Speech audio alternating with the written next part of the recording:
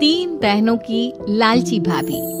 करिश्मा, रेशमा और मनीषा तीन बहनें हैं। उनका एक भाई भी है, मयंक। मयंक अपनी बहनों को बहुत प्यार करता है, लेकिन मयंक की पत्नी सविता इस मामले में मयंक से बिल्कुल ही अलग है। वो अपनी ननदों का जितना बुरा कर सकती है उतना बुरा करती ही रहती है और अपनी ननदों पर हुक्म भी चलाती है। करिश्मा, करिश्मा, तुमने अभी तक नाश्ता नहीं बनाया? तुम्हारे भैया को ऑफिस जाने में देर हो रही है। हाँ भाभी, बस अभी बनाती हूँ। करिश्मा, तुम ये ढीलापन छोड़ दो। कल को पराये घर जाना है। वहाँ अगर तुम इस तरह से काम करोगी तो लोग क्या कहेंगे कि माँ ने और भाभी ने कुछ सिखाया नहीं। और तुम्हारी दोनों बहनें कहाँ हैं? रेशमा मार्केट गई है और मनीषा सो रही है। क्या? सुबह के 8 बज रहे हैं और ये महारानी अभी भी सो रही है? ये कहते हुए सविता अपनी सास दुर्गा देवी के पास जाती है। माँ जी, देख रही हो अपनी बेटियों के तौर तरीके? क्या हुआ बहू, सुबह सुबह क्या कर दिया मेरी बेटियों ने? अरे एक तो अभी अभी उठकर किचन में गई है, दूसरी सुबह सुबह बाहर चली गई और तीसरी अभी तक सो रही है। क्या करूं मैं इन तीनों का? मैं तो परेशान हो गई हूँ। जा जाकर उठा उसे और रेशमा से मैं बात करती हूँ। सविता सीधा मनीषा के कमरे में जाती है और उससे कहती है, महारानी जल्दी उठो, सूरज सर पर आ गया है। भाभी थोड़ी देर और सोने दो ना, मैं रात को लेट सोई थी। वो क्या ना, यूनिट टेस्ट चल रहे हैं। शराफत से उठती है या नहीं, या फिर पानी की भरी बाल्टी डालूं तेरे ऊपर? नहीं नहीं भाभी, मुझे बिस्तर में नहीं नहाना, उठती हूँ मैं। मनीषा जल्दी से उठकर बाथरूम में चली जाती है। सभी आराम से बैठकर नाश्ता कर रहे होते कि तभी रेशमा बाजार से हाथ में सामान लिए आ जाती है। रेशमा को देखते ही सविता उस पर बरस पड़ती है। लो, आ गई महारानी। ऐसा भी क्या सामान लाना था जो सुबह आंख मलते ही बाजार की तरफ रवाना हो गई?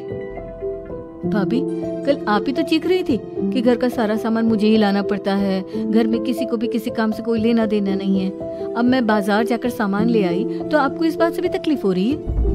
देख रही हो माँ जी, अपनी बेटी की जुबान कैंची से भी तेज चलती है। और मयंक, आप तो कुछ कहेंगे नहीं अपनी लाडली बहन को? रेशमा, अपनी भाभी से ऐसे बात नहीं करते। चलो माफी मांगो। भैया, मैं क्यों माफी मांगू? आप भाभी से बोलिए ना कि हम पर कम हुक्म चलाया करे। हम इस घर की बेटियां हैं और आपकी पत्नी की ननद है, नौकरानी नहीं। लो कर लो बात। इनकी भलाई के लिए कुछ भी बोलो तो इन्हें बुरा लग जाता है।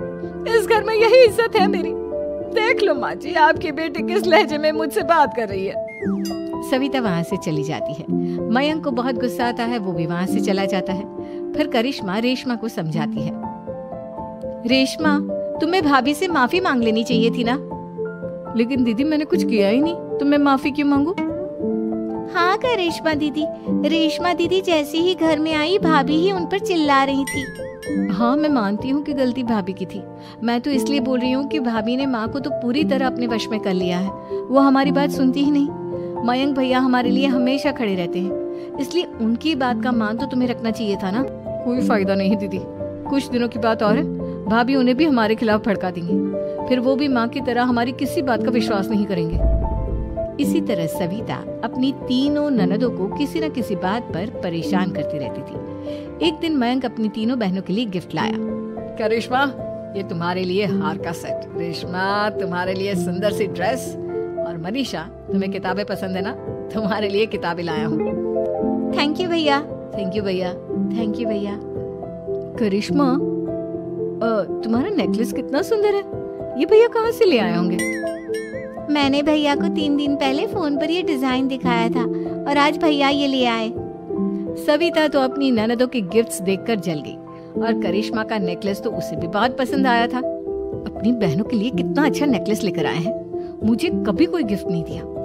मैं आज ही ये हार चुरा लूंगी। रात में सविता करिश्मा का हार चुरा लेती है और इसी तरह उसे अपनी ननदों की जो भी चीज अच्छी लगती वो उसे मांगती नहीं, बल्कि रात के अंधेरे में चुरा लेती। इसी तरह दिन बीतते गए और सविता ने मयंक के दिल में भी उसकी बहनों के लिए नफरत पैदा कर दी। एक दिन मयंक ने करिश्मा और रेशमा के लिए रिश्ता देखा और ये बात उसने घर में सबको बताई। माँ, करिश्मा और रेशमा के लिए बहुत अच्छा रिश्ता आया है। वो लोग कल इन्हें देखने आ रहे हैं। आप और सविता मिलकर सारी तैयारी कर लेना। ये सुनकर करिश्मा और रेशमा खुश हो जाती हैं। लेकिन सविता सोचती है, अगर इन दोनों बहनों की शादी हो गई तो घर और बाहर का काम कौन करेगा? मनीषा तो एक नंबर की कामचोर है, उससे तो किसी बात की उम्मीद लगाना ही बेकार है। मुझे इस शादी को रोकना होगा। अगले दिन सभी लड़के वालों के स्वागत की तैयारी करने में लगे होते हैं। तभी मयंक अपनी बहनों से आकर कहता है, तैयार हो गई तुम दोनों? देखो दोनों लड़के बहुत अच्छे हैं, मैं कोई कसर नहीं छोड़ना चाहता, इसलिए तुम उनके सामने अच्छे से बिहेव करना और अपनी भाभी से लड़ने मत लग जाना। करिश्मा, तुम वो नेकलेस पहन लो ना जो मैं तुम्हारे लिए लाया था। भैया मैं बहुत देर से वो नेकलेस ढूंढ रही हूँ, लेकिन मुझे मिल ही नहीं रहा। क्या तुमने नेकलेस खो दिया? तुम्हें पता भी है वो कितना महंगा था? तुम कोई काम ढंग से नहीं कर सकती। मयंक गुस्से में वहां से चला जाता है। थोड़ी देर बाद लड़के वाले भी आ जाते हैं। वो दोनों बहनों को पसंद कर लेते हैं और रिश्ता पक्का हो जाता है।